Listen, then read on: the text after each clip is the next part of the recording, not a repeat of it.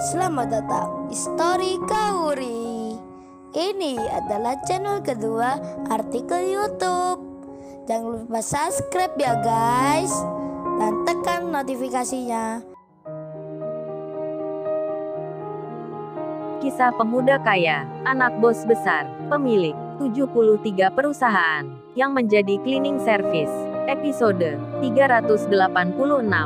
Si Rena, yang menunggu waktu buka puasa, lagi duduk sendiri, sambil melihat handphonenya. Pandangan Rena yang ke bawah, sibuk membaca pesan temannya, sampai ia tak merasa, ada seorang pria, yang sedang menghampiri dirinya, bahkan lalu duduk di kursi, tepat ada di depannya. Seketika itu juga, Rena mulai merasa, ada seorang yang hadir di sini. Oleh karena hal itu, secara pelan-pelan, dialihkan pandangannya, ke arah depan. Ketika ia melihat, siapa yang datang, terkagetlah dirinya, jantungnya berdetak kencang, sampai-sampai tak percaya. Si Rena sempat terhenyak, tak bisa bicara, karena rasa kaget itu. Namun ketika Kenshin menyapa, si Rena langsung saja menjawab dengan histerisnya. Ia menyebut nama Kenshin dengan antusias sekali, bahkan diulangnya berkali-kali. Si Rena berkata, "Ini Mas Kenshin ya? Kamu Mas Kenshin beneran? Benar nih kamu Mas Kenshin?" Sambil bicara itu, si Rena senyumnya merekah. Wajahnya begitu ceria, ekspresinya nampak bahagia, tak bisa diungkapkan dengan kata. Bahkan si Rena langsung saja berjalan dengan cepatnya, menghampiri Kenshin, kemudian memeluknya. Tentu saja pemandangan tersebut membuat kaget orang yang melihatnya. Tak terkecuali pegawai restoran yang di situ. Mereka semua terheran. Atasannya Mbak Rena, pemilik restoran ini, tiba-tiba saja memeluk cleaning service yang ada di situ. Mereka pun tak percaya dengan yang dilihatnya, bahkan bertanya-tanya, ingin tahu sebabnya. Ada apa gerangan? Mengapa Mbak Rena sampai melakukan itu? Hal itu memang bisa dimengerti, karena pegawai restoran baru melihat Kenshin dan belum mengenalnya. Kemudian Rena bertanya, "Kok Mas Kenshin di sini? Ini kan di luar kota. Kok bisa pula berada di tempatku?" Lalu Kenshin menjawab, "Iya Mbak Rena, ini memang saya. Berarti kebetulan ya, bisa bertemu Mbak Rena di sini." Kenshin tersenyum, sambil melihat Rena, dan suasana itu begitu mengharukan, khususnya bagi Rena. Ia tak menyangka, meski sudah berpindah jauh, menghindari masa lalu, namun tetap saja bertemu, dan Rena yang sangat senang. Ia pun memanggil pegawainya, yang bernama Anita. Anita pun datang. Lalu Rena bertanya, "Anita, apa Mas ini yang kemarin ke sini?" Si Anita pun menjawab, "Oh iya Mbak, benar, Mas ini orangnya." Dan Rena pun mengerti. Kemudian bicara, "Jadi Mas Kenshin beneran ya? Kemarin bersihkan lantai restoran kita. Saya minta maaf sekali. Jadi merasa bersalah. Maafkan pegawai saya, mereka belum mengenal akan Mas Kenshin ini." Kenshin pun menyahut, "Mbak Rena gitu aja dipikirkan. Kan emang itu pekerjaan yang tiap hari saya lakukan." Dan Rena baru sadar akan Kenshin yang saat ini mengenakan seragam kerja, cleaning service, bertuliskan nama perusahaan yang ada di kota ini. Si Rena pun bertanya, "Lo Mas Kenshin jadi kerja di sini ya? Kok bisa begitu? Emang ada hal apa?" Saat pembicaraan tersebut, Anita pegawai yang di situ tentu saja belum mengerti mengapa Mbak Rena ini begitu menghormati sekali akan cowok di depannya ini.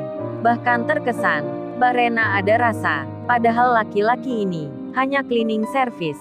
Begitu juga dengan pegawai yang di luar, yang lagi membagikan makanan. Mereka pun masih terheran tentang kejadian ini, dan Rena pun menyambut Kenshin dengan begitu hangatnya, bahkan meminta Anita untuk mengambilkan makanan yang sama dengannya. Namun Kenshin menolaknya. "Jangan-jangan Mbak Rena, ini saja sudah cukup. Saya makannya nggak banyak-banyak." Dan karena Kenshin yang menunjuk kotak nasinya, si Rena pun tersadar lagi. Begitu pula Anita yang di situ. Rena lalu mengerti, pasti yang memesan makanan di restorannya ada hubungannya dengan Mas Kenshin ini. Namun ia tak bertanya lagi yang menyangkut hal itu, dan Rena pun menyimpannya. Kemudian, waktu berbuka puasa pun tiba. Akhirnya Kenshin dan Rena, tanpa direncana, mereka makan di satu meja.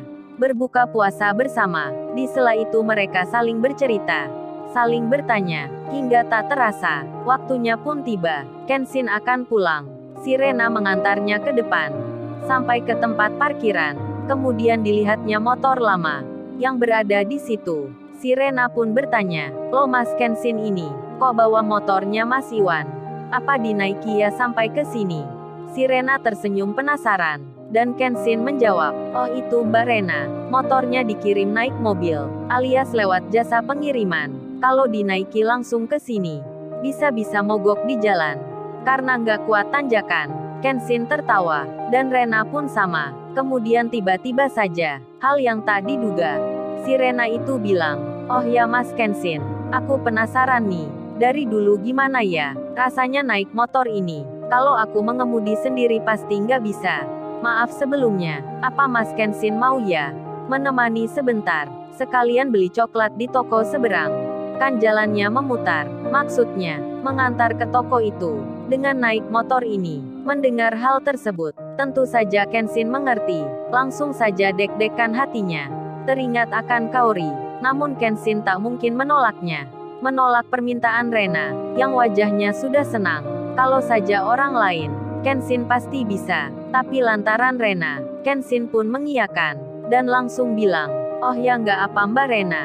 Saya antar ke sana, tapi tempat duduknya ini, rasanya nggak senyaman dengan mobil Lamborghini miliknya Mbak Rena. Saya khawatir entar Mbak Rena nggak suka." Dan Rena pun menyahut, "Bisa aja Mas Kenshin ini bilangnya. Masa saya bilang begitu? Naik motornya aja belum, malah sudah tahu jawabnya." Kenshin pun tersenyum. Kemudian untuk pertama kalinya, si Rena itu akhirnya naik motor lama, yang sudah ketinggalan zaman, yang dulu dihinanya, yang pernah dilecehkannya. Si Rena pun sedikit teringat akan kenangan itu, dan kini di waktu ini, dirinya akan mencoba bagaimana rasanya naik motor ini, dibonceng oleh Kenshin. Para pegawainya pun terheran, mereka menjadi penasaran, masing-masing pun menerka, jangan-jangan laki-laki itu dulu mantan kekasih Mbak Rena, atau teman dekatnya, tapi kok cleaning service ya? Mereka pun bingung sekali akan apa yang dilihatnya. Sedang Kenshin dan Rena sudah berada di jalan raya. Si Rena nampak senang menikmati suasana malam di atas motor lama, dibonceng oleh Kenshin. Seperti mimpi saja, hingga semua telah selesai. Rena diantar ke tempat semula, lalu Kenshin kembali pulang. Malam itu begitu berkesan. Meski Rena tahu, Kenshin sudah punya Kaori, sudah menikah pula, namun kenangan yang baru saja sangat sayang dihapuskan, sulit untuk dilupakan. Dan hari pun berganti. Iwan beberapa jam yang lalu sudah diperbolehkan dokter. Iwan dinyatakan sembuh, dan ia pun mendapat izin. Sudah bisa bekerja lagi. Tak menunggu lama, Iwan langsung menyusul ke tempatnya Kenshin. Sementara itu, di hari yang sama, di tempat Kenshin bekerja, Rizky Bernaldi, yang dipanggil Tuan Muda, anaknya pemilik perusahaan, akhirnya telah datang. Namun ia tak sendiri, malah mengajak koleganya, jumlahnya 5 orang, laki-laki semua, langsung masuk kantor utama. Dan tentu saja, si Rizky itu menjadi pimpinan di sini. Saat tiba di situ, semua pegawai pun menghormati, termasuk Pak Freddy. Lalu tiba-tiba ada yang bilang, "Hey bro, kata lu ada cewek cantik di sini, yang bernama Salsa Sabria. Gua mau melihatnya, ingin berkenalan. Mana bro orangnya?" Dan Rizky pun bilang, "Lu Anton gak sabar sekali. Pasti gua entar kenalin. Tapi ini kenalin dulu, Pak Freddy ayahnya cewek itu." Waduh belum apa-apa. Si Rizky ini tak sopan sekali. Tak merasa malu ataupun segan. Meski membicarakan anak orang di depan ayahnya sendiri. Dan Pak Freddy sudah merasa tak enak hati akan kondisi putrinya nanti. Apakah bisa bertahan kerja di sini? Sedang teman-temannya Tuan Muda ini akan kerja pula di sini. Sikap mereka pun tak baik. Pak Freddy lalu kembali dengan rasa khawatir di hati. Sedang Kenshin sendiri kini di tempatnya Sabria. Kenshin bekerja di situ. Lalu tiba-tiba Kenshin diberi uang oleh putrinya Pak Freddy. Sabria itu bilang, "Mas ini mas untuk bonusnya. Biar masnya suka kerja di sini. Dah jangan pikirkan lagi tentang dimarahi atasan kemarin. Yang penting masnya kerja saja. Kami di sini suka sekali dengan kerja masnya ini. Oh ya, masnya namanya siapa ya? Saya jadi lupa. Oh, nama saya Kenshin, Mbak. Ini uangnya nggak usah saja. Kan saya sudah dapat gaji. Dan Sabria pun memaksa agar Kenshin menerima. Karena hal itu, Kenshin menurut saja. Kemudian tiba-tiba, masuklah beberapa orang. Tanpa permisi membuka pintu. Salah satunya lalu bicara, "Ini Anton yang gua maksud. Cewek cantik di sini. Namanya Salsa Sabria. Gimana menurut lu?" Anton pun menjawab, "Wah, kalau ini istimewa sekali, bro." Dan Anton pun bicara, "Mbak, kenalin gua ya. Saya temannya Rizky, akan jadi manajer di sini." Salsa pun merasa tak suka. Tiba-tiba ia menjadi tontonan oleh banyak laki-laki yang tak dikenal. Hingga Sabria itu menjawab, "Sorry mas, saya lagi kerja.